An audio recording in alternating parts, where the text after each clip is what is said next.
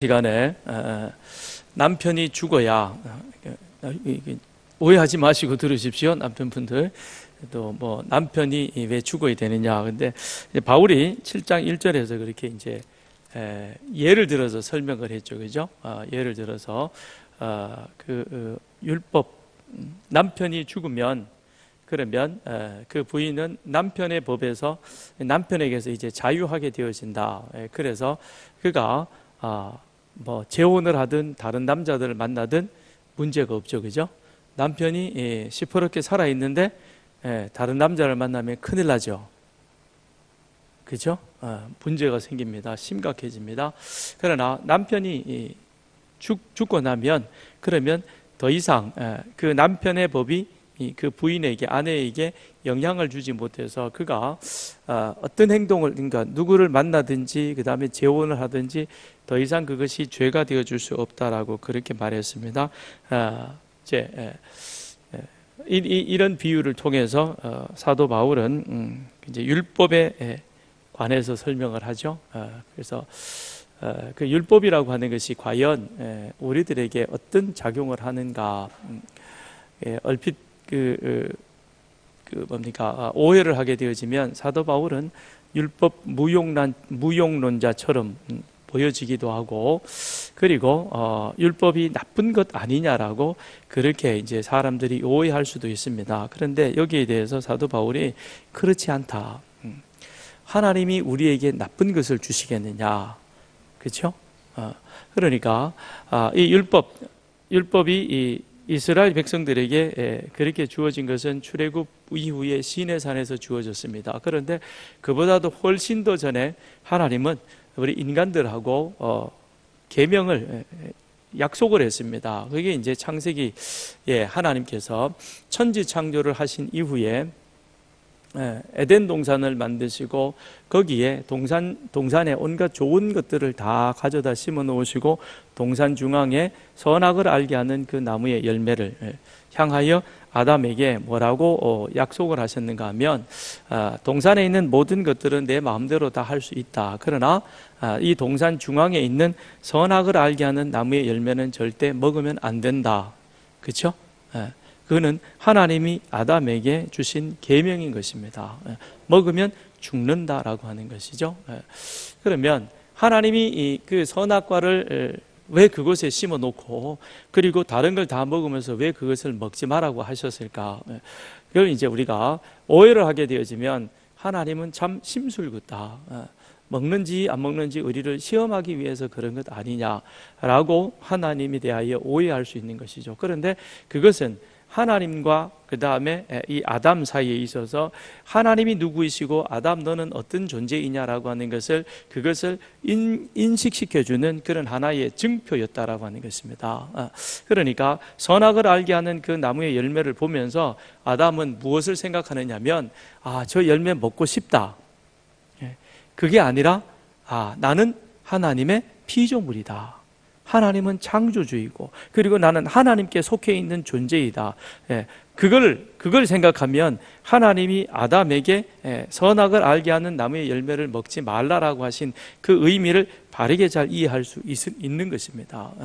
그런데 문제는 이 선악과를, 이제 선악과를 두고 하나님께서 아담에게 그런 계명을 주시는 것이죠. 이 열매는 절대 따먹으면 되지 않는다라고 그렇게 이제 아담에게 금했던 것이죠. 그런데 그 사실을 누가 옆에서 듣게 되는가 하면 사단이 옆에서 듣게 되는 것입니다. 그리고는 그 사탄이 그것을 통해서 죄를, 기회를 탔다라고 오늘 성경은 말씀하고 있죠. 8절에 보면 그러나 죄가 기회를 타서 계명으로 말미암아 내 속에서 온갖 탐심을 이루었나니 라고 그렇게 얘기를 하고 있는 것입니다. 그건 무엇이냐면 사탄이 그 옆에서 하나님과 아담이 하시는 그 이야기를 옆에서 듣고 있다가 하나님께서 아담에게 이제 선악과를 먹지 말라고 하는 계명을 그렇게 말씀을 하시니까, 그러니 이 사탄이 무릎을 탁 치는 거예요. 바로 이 기회이구나. 이 기회이구나. 내가 저 인간을 넘어뜨리고 그리고 하나님을 대적할 수 있는 절호의 기회를 얻게 되었다라고 하는 것입니다. 그러니까 만일 하나님께서 아담에게 선악과를 집어 놓았지만 그러나 아무 말씀도 하시지 않고 그냥 그대로 두었더라면, 그리고 이것을 먹으면 죽는다라는 그 말씀을 하시지 않았더라면, 그랬더라면 아담과 하와를 이 사탄이 유혹할 수 있는 그런 기회를 타지를 못했을 것이다 라고 하는 것입니다.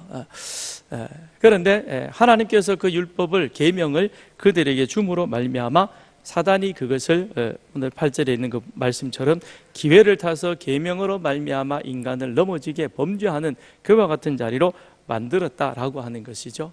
그러면 하나님은 사탄이 그것을 이용할 줄 모르고 그런 계명을 아담에게 주셨을까? 아니죠. 하나님은 다 아시고 계셨다라고 하는 겁니다.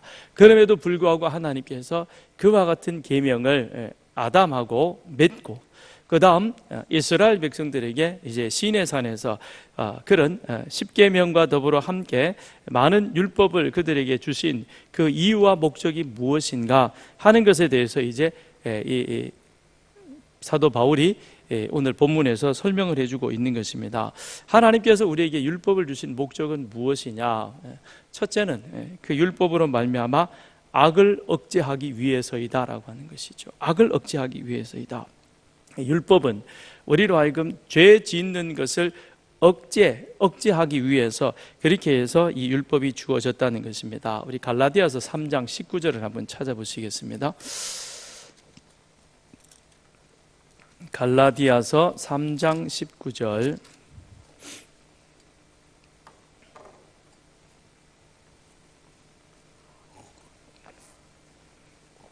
자, 같이 읽겠습니다. 시작.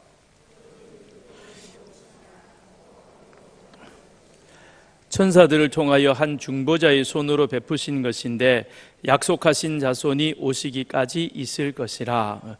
네, 조금 전반부는 이해하기가 조금 어렵게 번역이 되어 있습니다.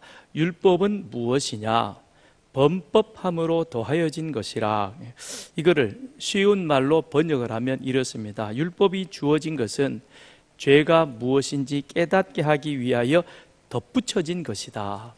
하나님이 율법을 주신 것은 죄가 무엇인가라고 하는 것을 알아서 그 죄를 범하지 않도록 하기 위해서 하나님께서 이 율법을 우리 가운데 덧붙여 주셨다라고 하는 것입니다. 그러니까 자, 다시 선악과 이야기를 한번 해보십시다.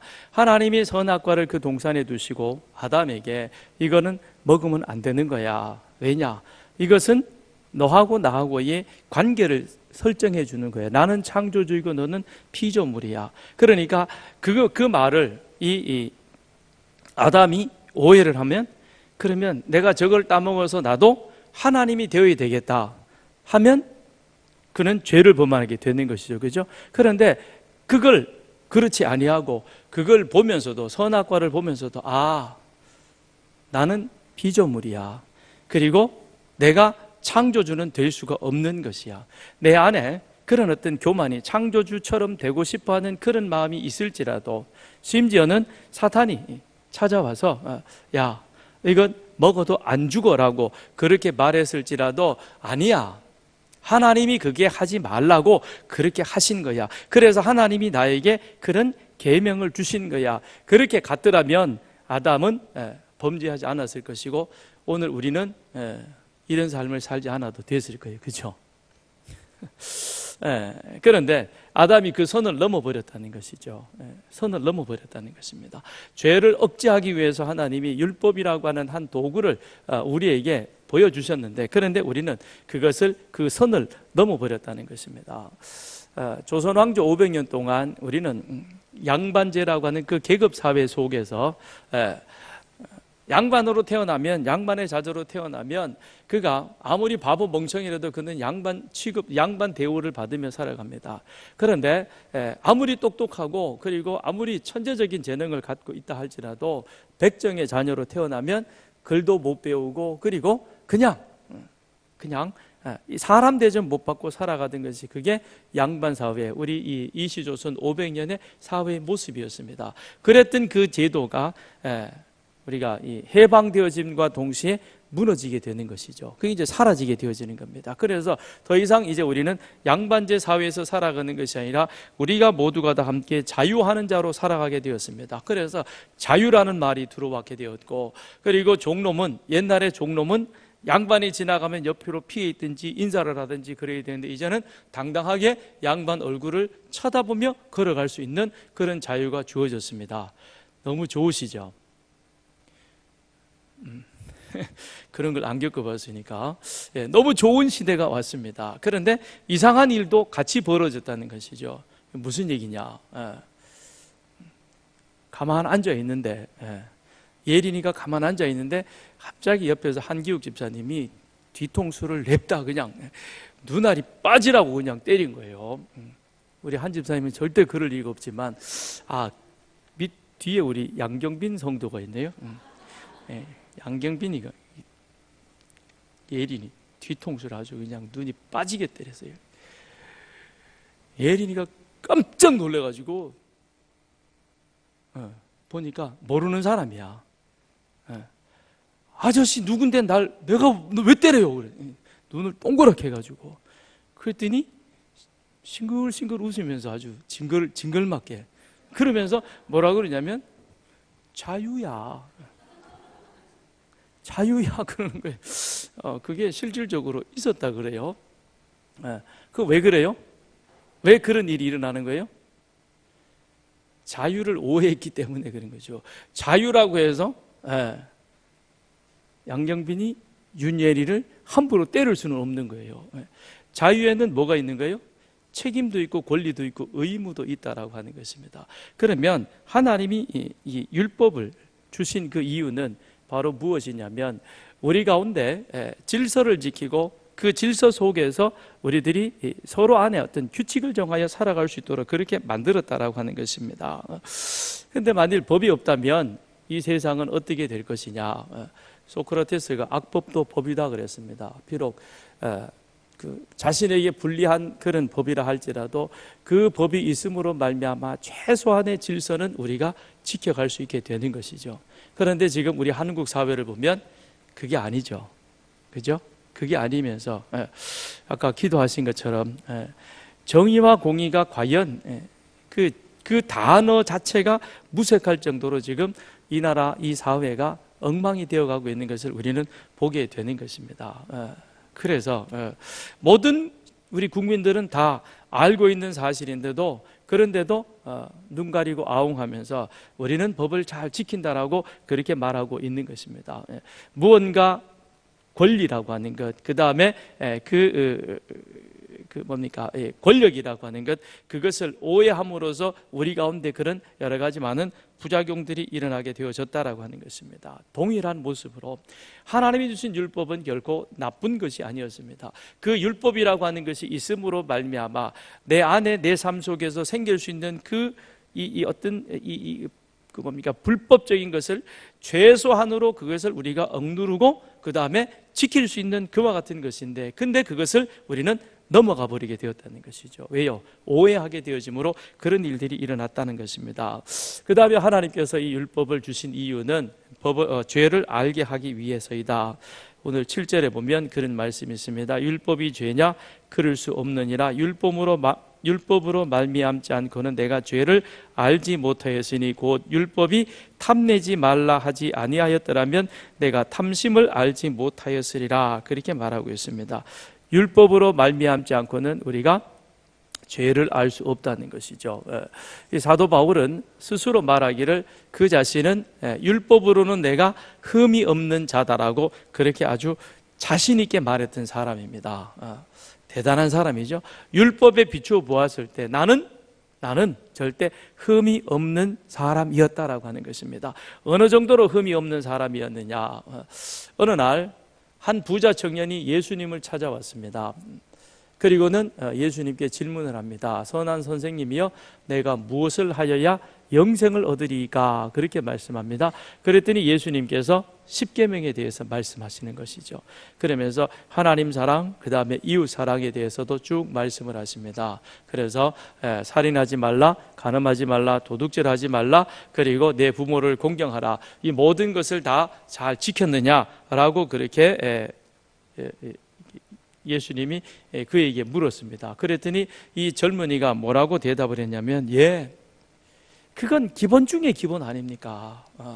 물론 하나님을 경외하는 그것이 솔직히 좀 부담스럽기는 하지만, 그러나 살인하지 말고, 간음하지 말고, 도둑질하지 말고, 그 다음에 부모를 공경하고, 그리고 이웃에 대해서 거짓 증거하지 않는 것, 이거야 사람이면 누구든지 다 지켜야 되는 것 아닙니까? 그렇죠? 여러분 여기 동의하시죠? 그렇잖아요? 거짓말하면 안 되는 거죠. 거짓말을 좀 하셨나 봐요. 대답을 못 하시는 거 보니까. 그래서 거짓말하는 사람들은 코가 길어질 수는 없지만, 제가 어느 영화를 보니까 구토를 하더라고요. 거짓말을 하면 토해요. 괜찮은 것 같아요. 그죠? 거짓말을 우리는 안 합니다. 그 다음에 부모도 잘 공경을 합니다. 그리고 이웃에 대해서 거짓 증거도 하지 않습니다. 우리는 이것은 그 부자 청년뿐만 아니라 사도 바울이 아니라 모든 보통 사람이라면 이것은 그저 인간이 지켜야 할 상식 중에 상식이고 기본 중에 기본이니까 다 지키는 것이죠. 그러니까 이 부자 청년도 그러는 거예요. 아유, 그럼요. 제가 그거는 아주 기본 중에 기본이고, 그러니까 저는 그것을 어려서부터 다 지켰습니다라고 그렇게 말하고 있는 겁니다. 그랬더니 사도 바울도 그러는 거예요. 그래, 맞아. 나도 그와 같은 것들을 다 지켰어. 왜냐? 나는 바리새인 중에 바리새인이지 않느냐. 그러므로 나는 어려서부터 그와 같은 것들을 아주 철저하게 잘 지켰던 바로 그와 같은 사람이야. 그래서 스스로를 고백하기를 뭐라고 얘기냐면, 나는 율법이라고 하는 것에 비추어 보았을 때 전혀 흠이 없는 바로 그와 같은 사람이었다라고 그렇게 자부하고 있는 것입니다. 그랬던 이 사도 바울이 오늘 여기 22절에 보게 되어지면, 23절에 보게 되어지면 뭐라고 고백하고 있는가 하면 24절이네. 오호라, 나는 곤고한 사람이로다. 이 사망의 몸에서 누가 나를 건져내랴.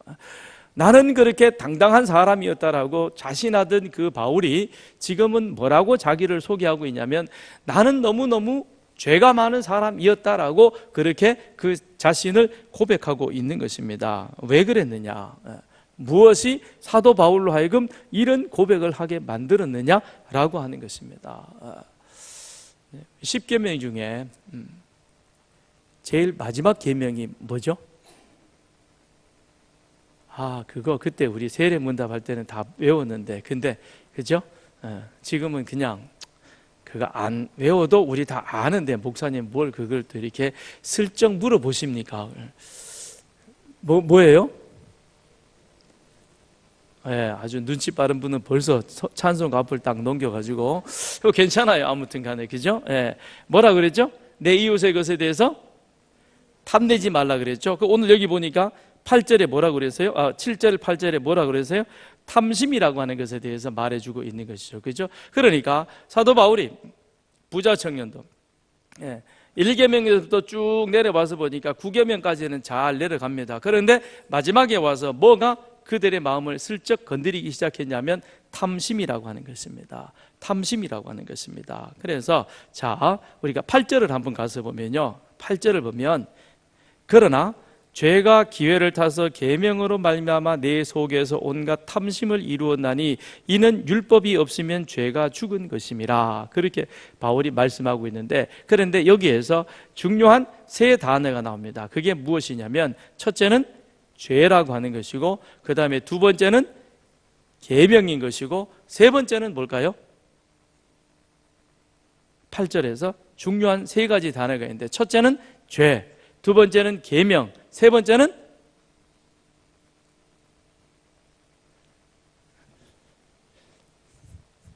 모르죠, 그죠? 그러니까 이제 저를 보세요. 아무리 뚫어다 쳐다봐도 그 주석에도 안 나와 있고 아무데도 안 나와 있어요. 내가 내 속에서 그렇게 있죠. 나라고 하는 것입니다. 나라고 하는 것이죠. 탐심이 어디서부터 오느냐? 내 마음, 내 안에서부터, 내 마음 속에서부터 그런 문제가 생기게 되어지더라라고 하는 것입니다. 그러니까 탐내지 말라, 마지막 10번째 계명 가운데에서 내 이웃의 것을 탐내지 말라라고 하는 것. 자, 부모를 공경하라. 뭐 주변 사람의 눈이 무서워서 엄마에게 예라고 대답할 수도 있고요.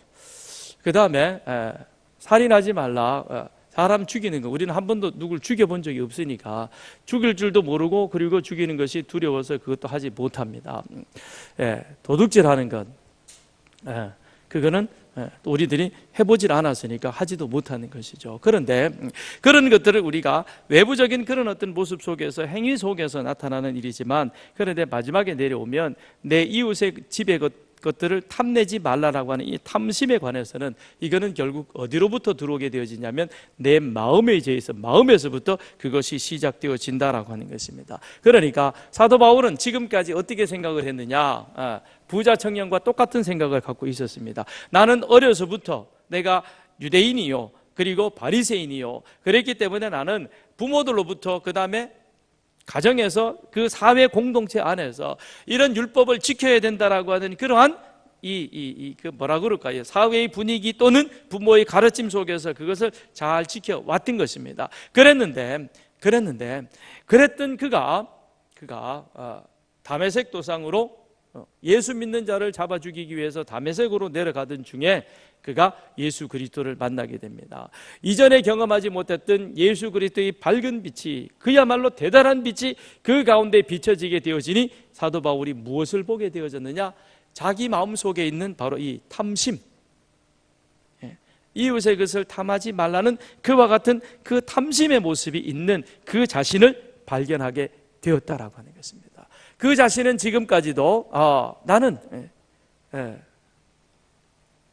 거짓말을 안 해. 내가 그래도 명색이 바리새인이요, 가말리엘의 문화에서 내가 공부하는 그런 훌륭한 사람인데 내가 어찌 치사하게 거짓말을 할 수가 있어. 그 다음에 내 이웃을 내 몸처럼 사랑하라. 그렇지. 내가 어떻게 다른 사람을 그렇게 미워할 수 있느냐? 살인하지 말라 그러는데 어떻게 내가 그렇게 할 수 있겠느냐?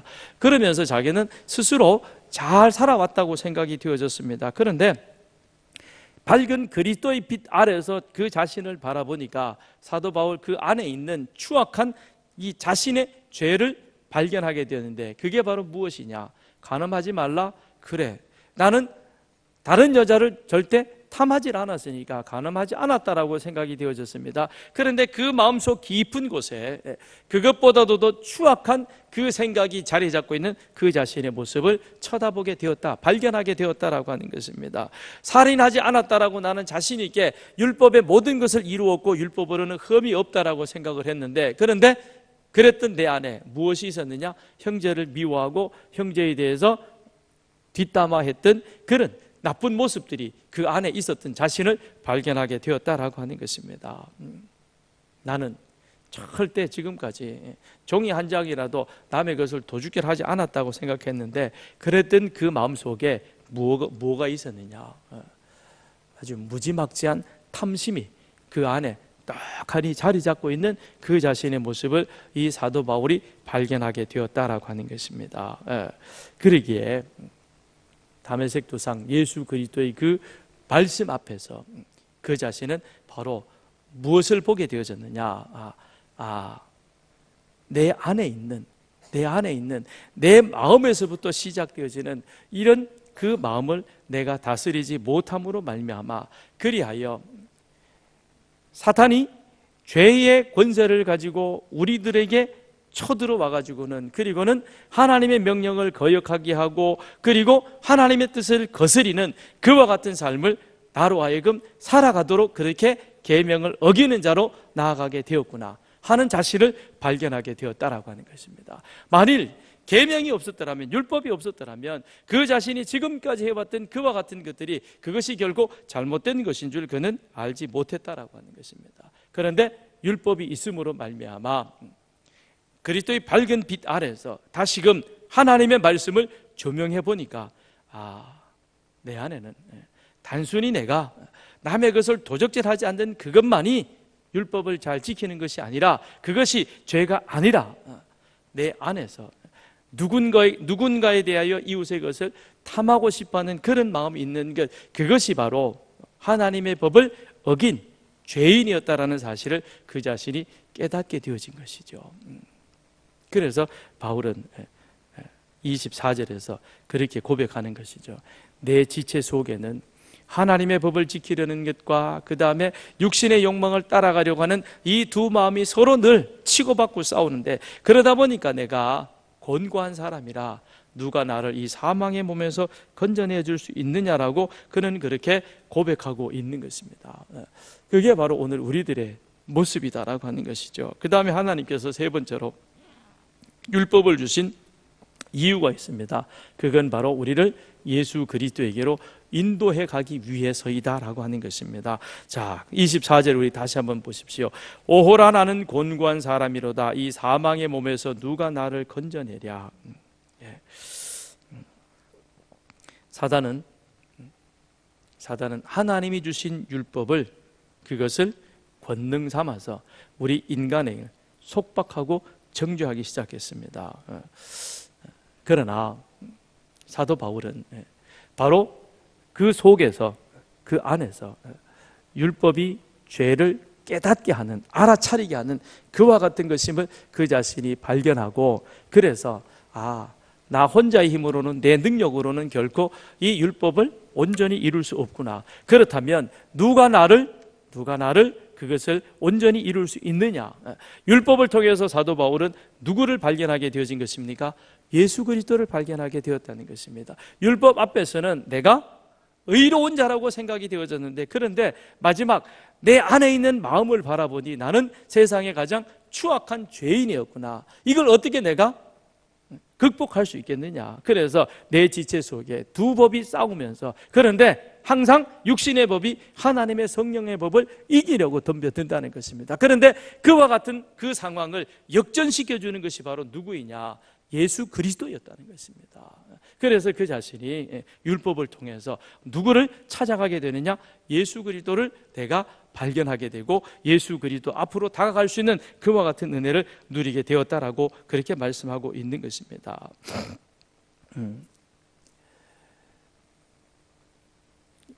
요즘 사람들이 그런 얘기들을 많이 합니다. 힘들다, 어렵다. 정말 우리 살아가는 것이 너무 힘들다라고 말합니다. 물론 거기에는 먹고 사는 문제가 포함되어져 있는, 그래서 어떤 그 삶 자체에 대한 그런 이 고뇌가 그렇게 힘들다라고 하는 그런 표현으로 나옵니다. 그런데 그런 그 어떤 육신적인 힘듦보다도 정말 우리로 하여금 더 힘들게 만들어가는 것은 바로 무엇이냐면, 그것은 내 안에 예수 그리스도를 발견하지 못했기 때문에 그러한 것이죠. 사도 바울을 보게 되어지면 그 자신이 율법으로는 완벽한 자라고 생각이 되어졌고, 그래서 그 자신은 스데반이 정죄받아 죽는 그 모습을 보면서 마땅하다라고까지 그렇게 생각했던 그와 같은 사람이었습니다. 그래서 그는 예수 믿는 사람은 잡아 죽여야 된다라고 하는 그런 지론을 가지고 그것을 실천하러 나아갔던 자였던 것입니다. 그런데 예수 그리스도를 만나고 보니까 자신이 지금 하고 있는 이 모든 것들이 가장 추한 것이었고, 지금까지 자신이 살아왔던 삶의 모습이 죄인의 괴수였던 그 사실을 그는 발견하게 되어진 것입니다. 그러므로 말미암아 그 사실을 통하여 그 다음에 이 사도 바울이 예수 그리스도 안에 있을 때에 비록 빌립보 감옥에 갇혔을지라도, 그리고 그 자신이 로마에서 감옥에 갇혀서 꼼짝달싹하지 못하는 그 상태에 처했을지라도, 때로는 복음을 전하면서 숱한 시련과 고난과 환난과 박해를 당하면서 그런 가운데서도 사도 바울로 하여금 항상 그 마음 안에 충만하게 채워졌던 것은 다름 아닌 바로 기쁨이었다라고 하는 것입니다. 그 기쁨은 누구를 통해서 주어지게 되어지는 것입니까? 나는 죽어마땅한 죄인이지만, 그러나 죽어마땅한 이 죄인이 예수를 만남으로 말미암아 그 안에서 새로운 생명을 얻게 되어져서 그리하여 나는 곤고한 사람이라 도저히 이 육신의 탐심 속에서 나는 내 자신을 스스로 건져낼 능력이 없지만 그러나 예수 그리스도로 인하여 내 자신이 새로운 생명, 새로운 삶을 살게 되었으니 그러니 그는 복음을 전하다가 차라리 그걸로 인하여서 그 자신이 순교를 당하는 한이 있을지라도 그는 결코 예수 그리스도 안에서 자기가 선택되어졌고 또한 예수 그리스도를 전하는 그 일이 그에게 있어서는 가장 기쁜 일이었고 그는 오직 예수를 위해서 살아갈 그와 같은 그 삶이 그의 삶에 있어서 가장 행복하고 기쁜 것임을 그렇게 그는 고백하고 있는 것입니다. 우리가 영혼 사랑 축제를 준비하며 그 영혼 사랑 축제를 위해서 또 이런 릴레이 기도를 함께 같이 펼쳐가면서 그러면서 우리가 태신자 카드를 작성하고 또 그 명단들을 두고 같이 기도하는 이유는 무엇이겠습니까? 타락한 이 세상은 우리들이 살아가기에는 여러 가지 모양으로 열악하고 힘들고 그래서 이게 하루하루의 삶이 정말 곤고한 삶일 수밖에 없는 것입니다. 그 곤고한 삶 속에서 우리가 예수 그리스도를 만나게 되어질 때 예수 안에 있는 그 생명이 우리로 하여금 새로운 삶을, 새로운 기쁨을 우리에게 가져다 주게 되어지는 줄 믿습니다. 우리는 그 사실을 발견해서 그래서 우리의 삶이 우리도 그들처럼 똑같이 먹는 문제, 입는 문제, 자녀 문제 여러 가지 일들로 인하여서 우리 역시도 스트레스 받고 힘들고 곤고하기는 마찬가지일 것입니다. 그럼에도 불구하고 우리 안에 그것을 능가할 수 있는 그와 같은 힘이 있다면 바로 예수로 인하여 새 생명을 얻은 그 사실이 우리로 그것을 이기고 극복해 나갈 수 있게 되어지는 줄 믿습니다. 그 사실을 우리는 아직 알지 못하고 듣지 못하여서 여전히 곤고한 가운데 처해 있는 우리 이웃들을, 형제들을 찾아가게 되는 것입니다. 이 귀한 소식, 이 기쁜 소식을 그들에게 전해서 그들 모두도 우리와 같이 나와 같은 그런 기쁨을 누리도록 그렇게 해야 되지 않겠습니까? 그것이 바로 영혼 사랑 축제를 하는 이유가 되는 것이고 또한 우리가 예수 믿는 이유와 목적이 되어 가는 것입니다. 주님께서 베드로를 부르시면서 야, 너 갈릴리에서 고기 잡느라고 힘들었지? 사람들이 너를 무시하니까 기분 나빴지. 그런데 이제 나를 따라와서 앞으로 세상에서 잘 먹고 잘 사는, 그래서 사람들 앞에서 떵떵거리는 삶을 살아라. 그러면서 예수님이 베드로를 부르시지는 않았습니다. 예수님이 베드로를 부르시면서 이제부터 너는 물고기 낚는 어부가 아닌 사람 낚는 어부가 되라라고 그렇게 말씀하셨습니다. 예수님이 오늘 우리들을 부르신 이유도 동일한 것입니다. 아직도 이 세상에는 복음을 알지 못하고 예수 그리스도 안에 참된 생명의 기쁨이 있다는 사실을 알지 못하고 그저 이 탐심이라고 하는 것에 붙잡혀서는 그래서는 늘 상대적인 곰핍과 결핍 속에 그렇게 힘든 인생을 살아가고 있는 우리들에게 그게 다가 아니야. 그게 이 인생의 전부는 아니야. 그것보다 더 새로운 기쁨을 예수 안에 있을 때 내가 너에게 줄 수 있어라고 그렇게 주님은 우리를 부르셨습니다. 그리고 그렇게 살아가도록 우리에게 명령하셨습니다. 이 귀한 예수의 생명을, 이 귀한 예수의 기쁨을 이제 우리는 영혼 사랑 축제를 통해서 우리 이웃에게 전해야 할 줄 믿습니다. 아멘. 그것이 우리가 예수 믿는 이유예요. 그것이 오늘 이 시간 이 자리에 나와서 기도하는 이유인 줄 믿습니다. 우리 520장 한번 찬송하겠습니다. 찬송하고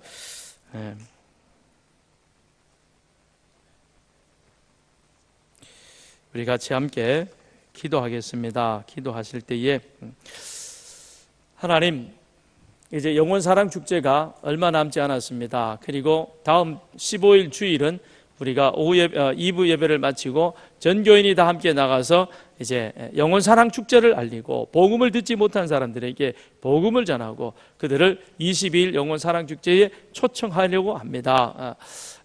내가 작정한 대신자 하나님께서 주장하여 주셔서 22일 저희들이 같이 함께 이 자리에 모일 때에 어려움 없게 하시고 함께 같이 나와서 같이 말씀 듣고 그리고 예수 그리스도를 구주로 영접하는 그러므로 말미암아 그 안에 새로운 생명의 기쁨이 넘치는 그런 복된 삶으로 갈 수 있도록 인도하여 주옵소서. 주님 앞에 나올 때 여러 가지 많은 방해 요소들을 주님께서 다 제거해 주셔서 그리하여 한 걸음에 달려 나올 수 있도록 하나님께서 그 환경을 주장하여 주옵소서. 또 지금 릴레이 기도 중에 있는 분들 하나님께서 힘을 더해 주셔서 피곤치 않게 계속해서 기도해 갈 수 있도록 은혜를 베풀어 주시옵소서. 우리 다 같이 520장 찬송하시겠습니다.